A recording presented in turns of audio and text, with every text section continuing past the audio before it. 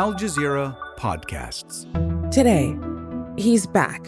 So I want to thank the American people for the extraordinary honor of being elected your 47th president and your 45th president. With Donald Trump due to return to the White House and another historic failure to break the glass ceiling, how did it happen? And what does it mean for women's rights in the U.S.? I'm Malika Bilal, and this is The Take.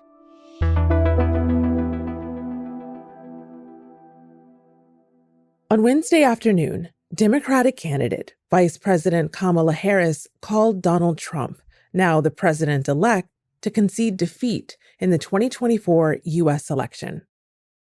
Later that day, she spoke to her supporters in Washington, D.C.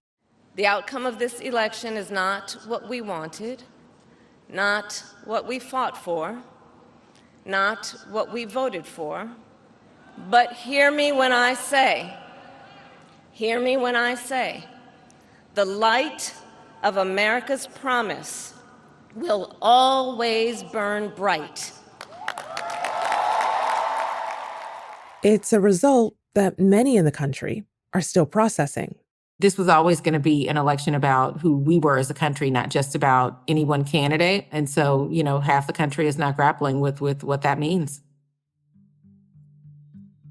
I'm Errin Haines, editor-at-large for The 19th and host of the podcast, The Amendment. Errin, welcome to The Take. We are speaking Wednesday morning after a night that saw Donald Trump declare victory. You were at Howard University in Washington, D.C. last night at the event where Kamala Harris would have given her victory speech had she won the U.S. election. How are you in light of that, and how was that? Well, good morning, Malika. Good to be with you. And, it was really an extraordinary end to an unprecedented election season, right? Being on the campus of Howard University, Kamala Harris's alma mater, seeing what, an evening that began really as pretty festive, right? I mean, it was full of the possibility of the moment, and, there was a DJ and people were dancing and people were cheering as the returns began to come in. But I think, kind of as reality began to set in on that campus, there was absolutely a mood shift. People certainly holding out hope, but as the hour drew late and the numbers were what they were across the country, it really ended up turning from quite the opposite of a celebration. In my heart and soul right now, I am a bit let down by my nation that it's even this close. At this point, I don't believe that Vice President Harris is going to win, but I am really grateful for having a role model who made it this far, and her story is incredible. So on a symbolic level, Kamala Harris could have been the first female president of the United States, Black and South Asian. But now that breaking of the glass ceiling is on hold yet again, like it was in 2016 with Hillary Clinton, and millions of those people are feeling the same thing they felt back in 2016. How devastating do you think this is for her supporters? I think it is a huge blow to people who believed that the country might be in a different place 8 years after what happened with the 2016 election. Certainly the belief that white women might make a different choice than they did in 2016.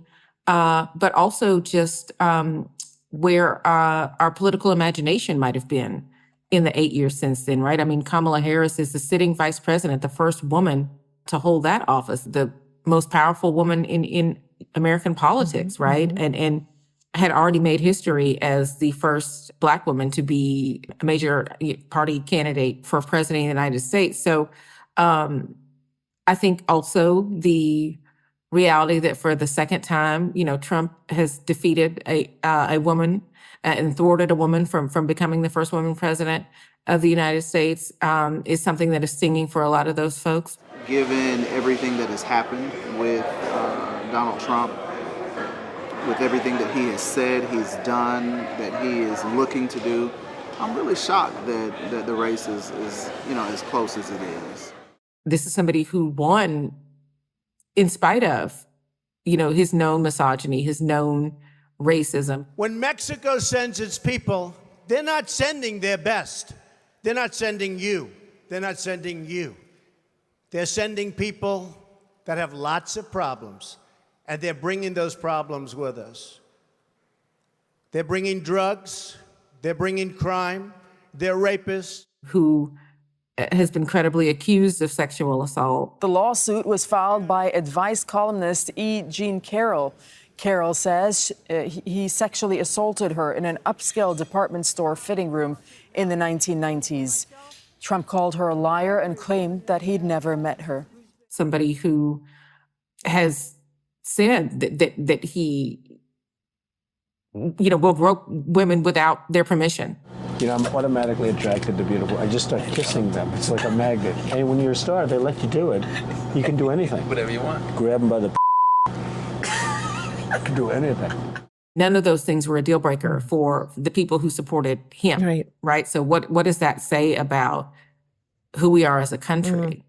I think that's what a lot of people are sitting with. In 2016, maybe people were willing to give Trump a chance as like this unknown, but there really is nothing that we did not know about him when people cast their ballots this time. Yeah, what sticks out to me about what you just said is that in 2016, the feeling amongst many people, based on what I'm seeing online and the conversations that happened then and happen now, was we were willing to give, we as a country, as the United States, were willing to give an accused sexual assaulter the vote over a woman.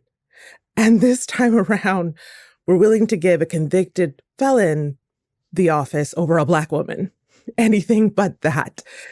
You wrote a piece before the election as editor-at-large of the 19th that this is an election that may put a woman in the White House for the first time in American history. But beyond that it was an opportunity to further erode the patriarchy. Mm-hmm. Mm-hmm. Where are we with that? Listen, I think the work of the 19th Amendment continues. It is still the unfinished business of our democracy, right?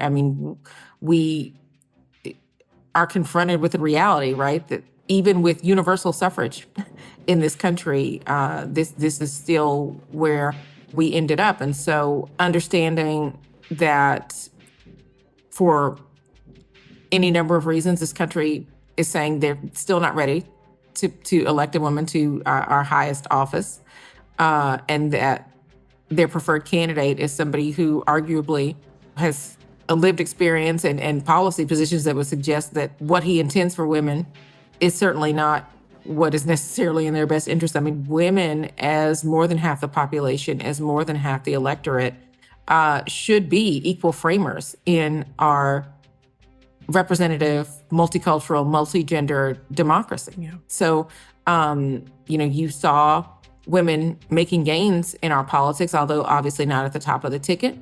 But in other places across the country, women will be governing. Women will still be leading beyond what happened last night. And I think that matters. I think that is important. And I think that continuing to normalize women's leadership in a way that continues to expand our country's imagination about who can and should lead and who is qualified. Well, picking up on that, I'd like to talk about what happened, because we heard a lot about the turnout in the lead up to this election. And now we're on track to see a Republican win the popular vote for the first time in 20 years. Yeah. Of all the scenarios that many people likely envisioned, I don't think that was high on the bingo card. Right. So what did happen? What do we know so far? That is a good question. And we are still kind of sifting through this initial data, right? Look, make no mistake, overwhelmingly, again, it was white American voters who reelected President Trump. That was who showed up for him in the largest numbers. Mm-hmm. We know that the Trump campaign spent so much time in rural America talking to those voters about issues like the economy, about issues like immigration. Those were priorities for those voters. So what effect did that have on them? What did it mean for him to make inroads with Black men, with Latinos, with Latinas, right? How much of an issue was abortion this time around for folks? Abortion was a weakness that he had as a candidate for women who were very concerned about the future of their reproductive rights. And now we need to think about what it meant in this election. Yeah. Well, let's pick up on that, because in this year's election, many felt women could be decisive in favor of Kamala Harris because of issues like reproductive rights on the ballot and high turnout among women in those early voting poll numbers. So let's unpack what did happen with reproductive rights specifically, because it seems that reproductive rights won, but Kamala Harris didn't. Why? Because not enough white women voted for Kamala Harris, probably. I think what was a shock in 2016 was that white women did not support the candidate that shared their identity. I think that loomed large over this election, but also what loomed large was whether or not white women were literally going to have skin in the game on the issue of abortion, right? After the fall of Roe 2 years ago. Within hours of a leaked draft opinion showing justices could overturn a landmark ruling on abortion rights, protesters from both sides gathered outside the Supreme Court. We know that Black women are disproportionately impacted in terms of reproductive access, maternal health, all of those issues. And that was before the fall of Roe. I think we're seeing how much of a priority that was for Black women, but not necessarily for other women. Yeah. I mean, so you did have abortion literally on the ballot in multiple states, and voters did choose to, kind of reject further restrictions on abortion in those places. And yet, there were still some places where that happened, and these were states that also voted for Donald Trump. So, yeah. Montana, Missouri, Nevada, people voted for politicians that support restrictions on reproductive rights, but also for the propositions that were less restrictive. It's a heavy one to unpack. How do you parse that? Yeah. More with Errin after the break. Let's talk blame game, something no one really wants to do, but is going to happen inevitably. You and I know from 2016 and what we've seen so far since the race was called that there could be a lot of that. Hillary Clinton's own book that followed the 2016 election and her loss was called What Happened? When you're doing your own postmortem, what do you think you'll be looking at? Are you looking at demographics, exit polls? Is blame something that you think needs to be assigned? I think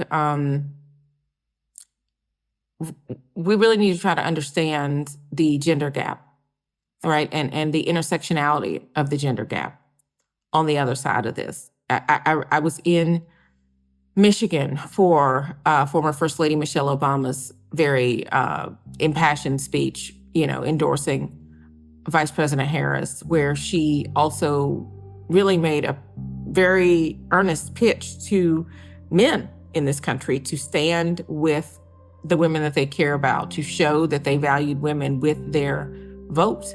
Please, do not hand our fates over to the likes of Trump, who knows nothing about us, who has shown deep contempt for us.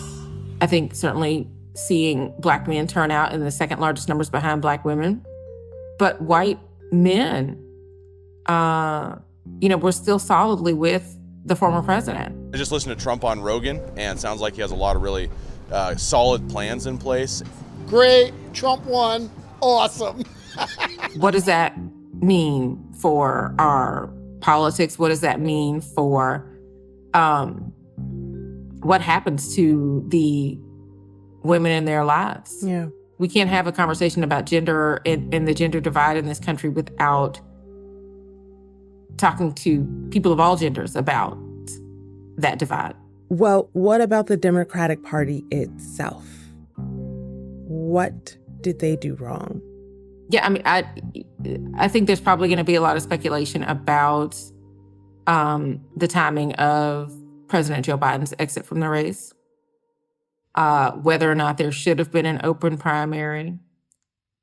Obviously, there were people who were musing after President Biden's disastrous debate performance about who else was out there besides Vice President Harris, who, to be sure, was a strong candidate who ran a very strong campaign. She was a worthy adversary. What she put together in 107 days was remarkable, right?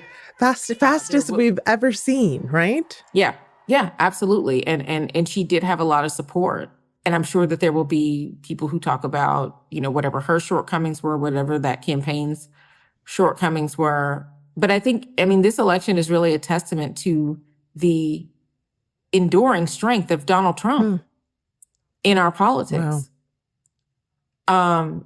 This is who the voters wanted. Yeah. So, Errin, we touched on reproductive rights, and I want to go there now with the focus of what that will look like under another Trump presidency. Sure. They were front and center in this election. This was the first presidential election since the overturning of the Supreme Court case, Roe versus Wade, which gave Americans the constitutional right to an abortion. But Congress never codified it into law. So we saw a lot of restrictive abortion laws in more than 20 states. And in a second Trump presidency, what do we know about how the landscape for reproductive rights will continue to ebb and flow? Yeah, I think it continues to be chaotic, right? From state to state, you have legislating around this issue. You have fights in the legal arena around this issue. And now you have a president who, in his first term, paved the way for the destruction of Roe and for the climate in which we currently find ourselves. He was cagey and certainly had different positions during his campaign about where he stood on a federal approach going forward. But, we heard from him in his acceptance speech last night that he feels that he's been given a mandate by this country. He's been affirmed by his voters to move forward with an agenda. And given what we know about what he has already done, further restrictions on reproductive rights and access in this country could certainly be assumed.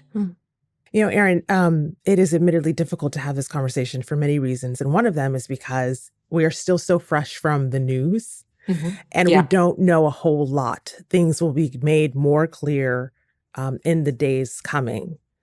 Yeah. And it seems for you, just from the vibe that I'm getting from you, is you are still processing all that's happened, especially given where you were less than 24 hours ago, right? On the campus of Howard University. Right after our interview, you have your own podcast. What are you going to be talking about? What do your next few days and your conversations look like with your colleagues at the 19th and those in your circle? Yeah, we just really have to think about, we have to begin to think about how our deeply divided, very partisan, very gendered country moves forward, right? And that was something that we were going to have to think about regardless of who the next president was. Mm-hmm. But now that we're here, right? This was always the work, never of just one candidate, never of just one president, but of all of us as American citizens, right? For people who say that they are exhausted with the divisive nature of our politics and, what feels like the loss of community for so many people. How do we begin to figure out a way forward from this moment? Yeah. Right.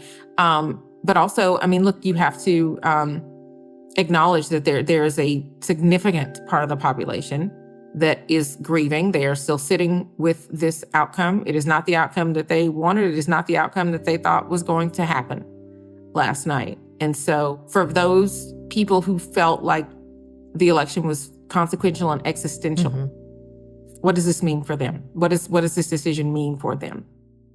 And how do they move forward? Yeah. Because that's what they woke up thinking about for themselves, for their families, for the people that they care about who are impacted by this result. Mm-hmm.